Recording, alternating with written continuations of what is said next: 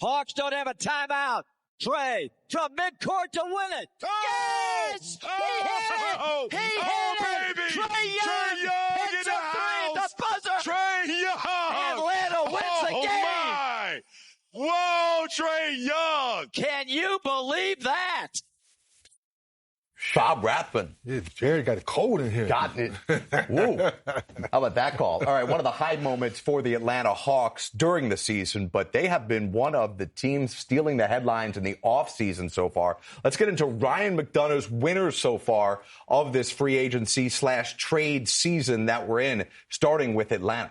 I love what the Atlanta Hawks have done. The Eastern Conference is wide open. I look at the injuries to Jason Tatum in Boston, Tyrese Halliburton in Indiana, and recently Dame Lillard in Milwaukee, and the waiver of Lillard. I think the East is wide open, and clearly the Hawks do as well. So you see the big moves there. They brought in Kristaps Porzingis from the Celtics in a trade, Nickeil Alexander-Walker in a sign-and-trade with Minnesota. That was creative, Jared. They had a big trade exception that expired on July 7th. They get Alexander-Walker that way. They also bring in Luke Kennard, more shooting. And what I really like about it as well is they offset some undesirable contracts. Terrence Mann and George Niang headed out.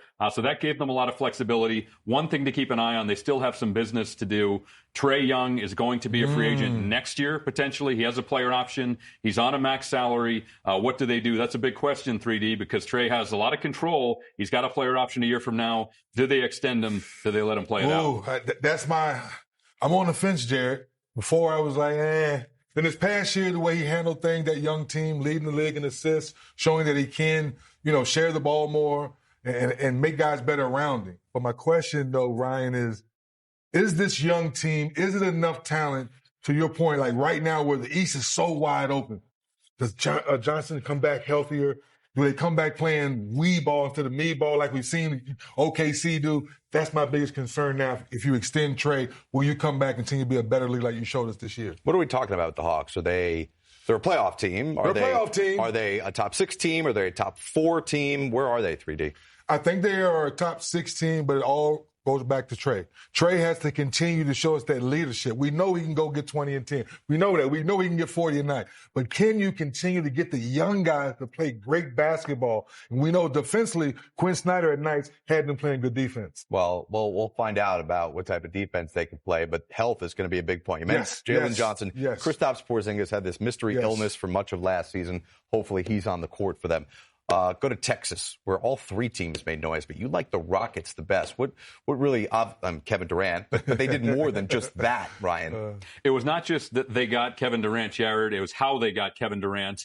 They sat back and waited. They were very patient. They felt like they were good with or without KD. And the other teams who seemingly had interest in Durant, the San Antonio Spurs, the Miami Heat, were not aggressive. KD put out that he did not want to go to Minnesota and play for the Timberwolves.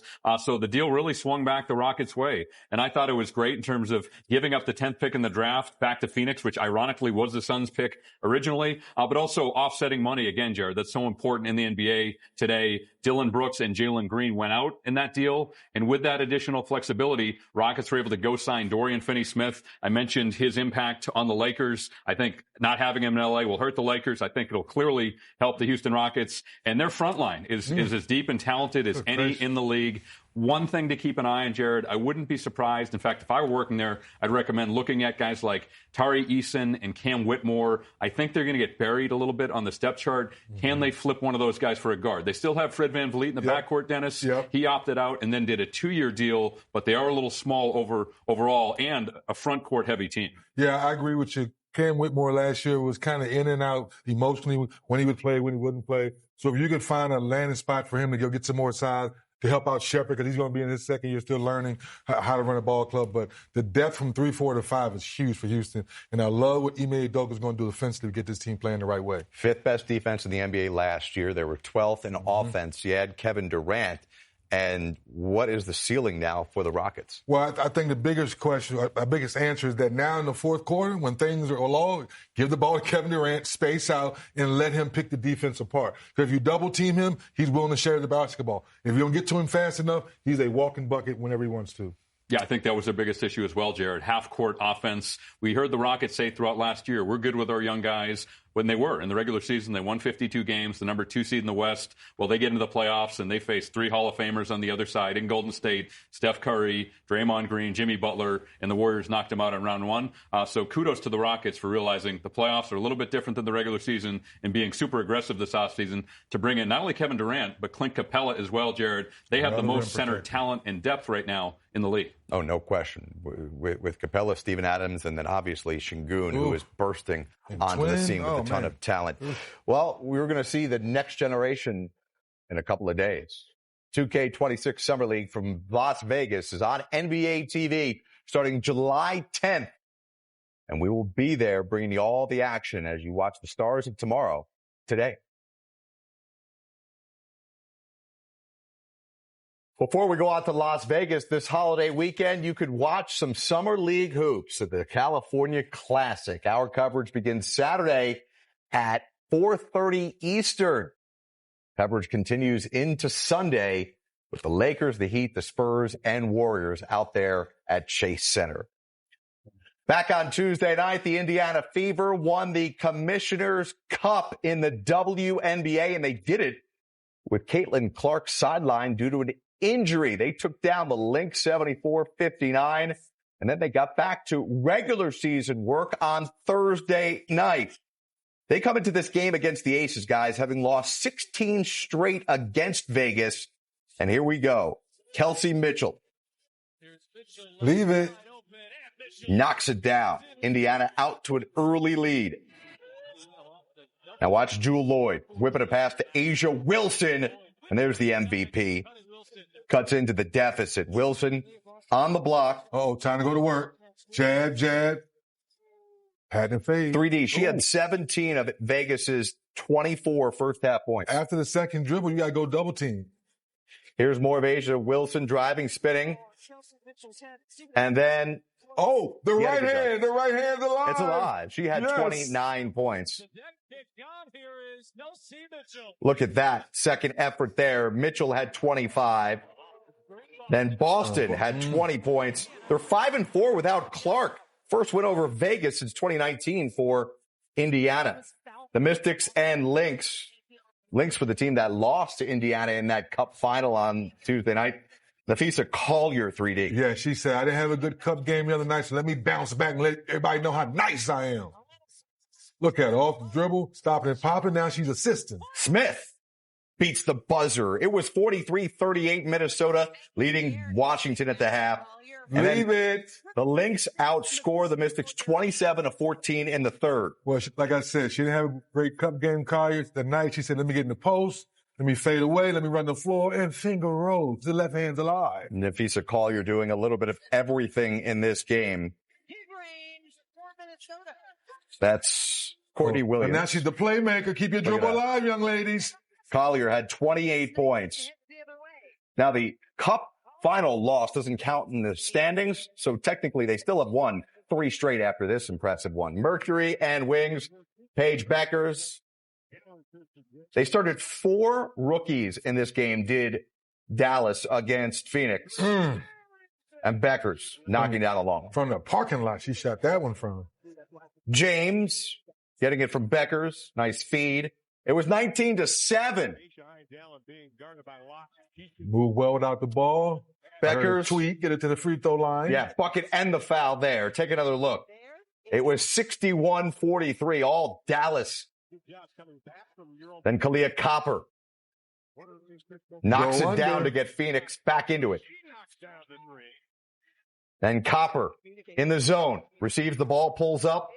She had a game-high 33 3D. You never go under the screen with her the way she shoots the ball. Beckers, one of 4 rookies in the starting lineup, and they get the win, 98-89. Storm and the Dream. Gabby Williams, 9 in the first half. Could have gone to this game, Ryan. It was right down the street. It was. College Park. I would go just to see that court. That's pretty spectacular. Jordan Canada, 13 at the half for her. That tied the game. Then Canada to Jones. She had 10 in the first half. She got the roll. Storm leading at 39-37 at the break. There is Nneka Ogwumike. Nneka with the feet work. And with that bucket, some history. 7th all-time on the scoring list now in WNBA history. Jones off the glass. Take another look. And then it's Ogwumike. Erica Wheeler time. Yep. 21 for her. The Dream with an opportunity here. Up. The Dream missed. Storm get it back. Skylar Diggins scores the game-winning layup. Look at that. It was an 80-79 win for the Storm. The defending champ, New York Liberty. I see you, Nescu, with that pass. I see Hosting you. the Sparks. Yeah, Brianna Stewart knocking that layup in, and then Anescu nails the 3. Johannes. Oh, no, she didn't. Ooh. Stewart. Bucket and the foul. Stewart had 17 and 14. Run the floor, share. Hamby. Baseline jumper. More from Hamby. Getting it too low and scoring. She had 25 points, 9 boards. Liberty finished the third quarter on a 27-6 run keyed by Cloud. Natasha had 11 points in the quarter, 23 in the game, a new season high for her. Anescu finds Kennedy Burke. And then Anescu, she had 2 over 20 right here. And with that win and some help, how about this? The Liberty head coach, Sandy Brondello, will be one of 2 all-star coaches. She'll be joined by Lynx head coach Cheryl Reeve, who will lead Team Clark, and Coach Brondello will have Team Collier. All right, guys, one other note here. We learned earlier today from Phoenix that there's a report that your former team, the Suns, may be in discussions, at least early discussions, with Bradley Beal about a buyout. How would that work? Bradley Beal has 2 years, $110 million left on his contract, Jared. The second year is a player option. So he needs to give some money back if the Suns are going to waive and stretch Beal. This is different than what Milwaukee just did with Damian Lillard. The Bucks ate the whole $113 million.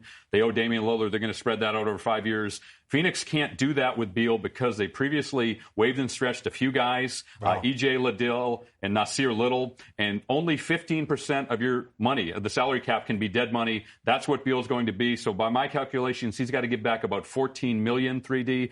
If he does that, I'm guessing the Suns do a buyout, and Beal gets to pick his new team. I never thought I'd see someone like Beal's caliber, been an all-star, been around the league the way he's been so prolific to be in a situation like he's in right now. So tough spot for both parties involved. And again, the Suns would like to avoid this by trading him. Right. But twofold. He's got the no-trade clause and the massive contract. Bradley, waive it. Waive no-trade clause, man. Yeah, come on. But then a team's got to take him. No, exactly. All right, that's been it for Free Agents Fever. Bro, have a great and safe holiday weekend. Happy 4th to you and yours. Are you cooking? No, man.